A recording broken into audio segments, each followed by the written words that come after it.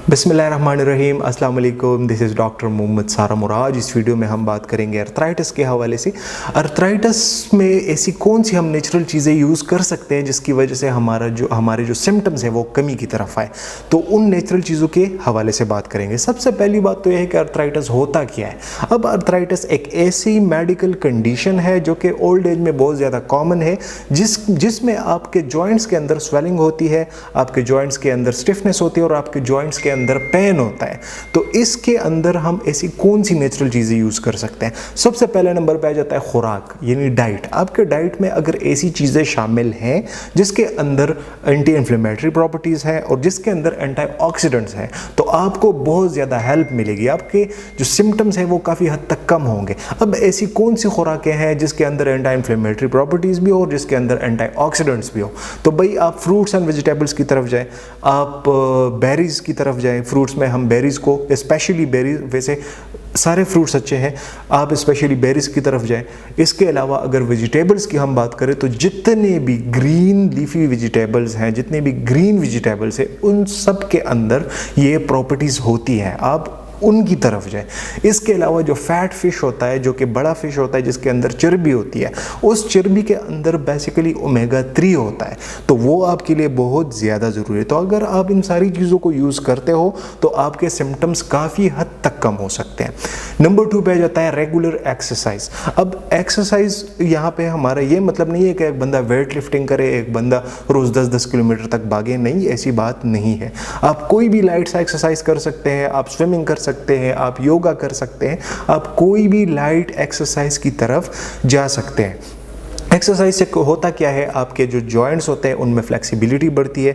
Joint में flexibility बढ़ेगी तो स्टिफनेस कम होगी, स्टिफनेस कम होगी तो आपके जो सिम्टम्स है वो काफ़ी हद तक कमी की तरफ आएंगे।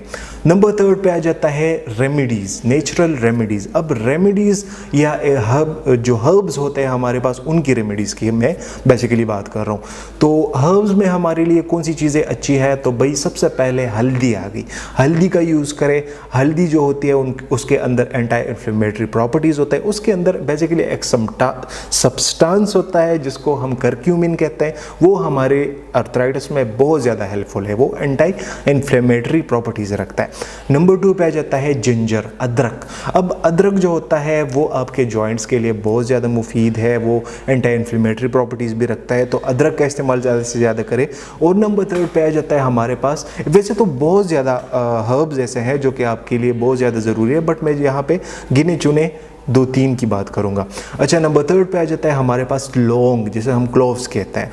लौंग जो होता है वो बेसिकली एंटी इन्फ्लेमेटरी प्रॉपर्टीज़ रखता है और एज अ पेन किलर काम करता है। तो इसका यूज़ आप ज़्यादा से ज़्यादा करें तो आपके दर्द में, आपके सिम्टम्स में काफ़ी हद तक इसके साथ कमी आएगी। नंबर 4 पे आ जाता है हमारे पास टकोर। अब बहुत सारे ऐसे लोग होते हैं जो कि ये मानते हैं कि गर्म टकोर ठीक है, बहुत सारे ऐसे लोग होते हैं जो कि ठंडा टकोर देते हैं, यानी बर्फ़ का टकोर देते हैं। तो यहाँ पे अर्थराइटिस में कौन सा टकोर फ़ायदेमंद है, तो भाई आप गर्म टकोर भी दे सकते हैं, आप ठंडा टकोर भी दे सकते हैं।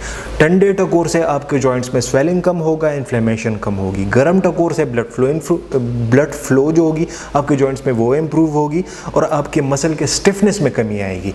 तो भाई आप, अब ऐसा भी नहीं है कि आप पहले गर्म टकोर दे फिर ठंडा टकोर दे, या पहले ठंडा टकोर दे फिर गर्म टकोर दे, ऐसे भी नहीं करना। बट कभी कभार आप ठंडा टकोर दे सकते हैं, कभी कभार आप गर्म टकोर दे सकते हैं, तो दोनों में आपको फ़ायदा ही मिलेगा।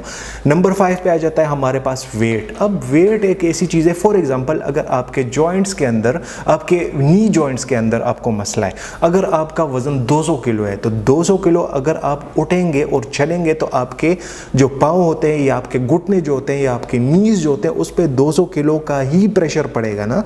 तो प्रेशर ज़्यादा होगा तो दर्द ज़्यादा होगा, सिम्टम ज़्यादा प्रोवोक होंगे। तो इसलिए वेट भी एक अहम फैक्टर है। अगर आप ओवर वेट हो तो अपने वेट को अपनी जगह पे लेके आए।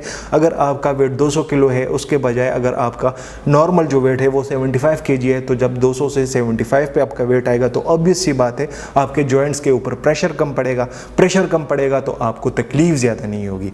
नंबर 6 पे हमारे पास आ जाता है last but not the least, massage therapy. अब मसाज थेरेपी में क्या होता है, आपके जॉइंट्स में, आपके मसल्स में टेंशन कम होगा, आपके जॉइंट्स में या आपके मसल्स में ब्लड फ्लो इम्प्रूव होगा। ब्लड फ्लो इम्प्रूव होगा, टेंशन कम होगी तो आपके सिम्टम्स ऑटोमेटिकली कमी की तरफ आएंगे। अच्छा, अब यहाँ पे मसाज आपने किस चीज़ पे करना है, तो आप किसी भी चीज़ से कर सकते हैं, बट अगर आप पेपरमेंट ऑयल से या लेवेंडर ऑयल से करते हो तो वो बहुत ज़्यादा फ़ायदेमंद है। तो इन सारी चीज़ों को फॉलो अगर आप करते हो तो आपको बहुत ज़्यादा फ़ायदा मिलेगा, आपके अर्थराइटिस के सिम्टम्स में काफ़ी हद तक कमी आ सकेगी।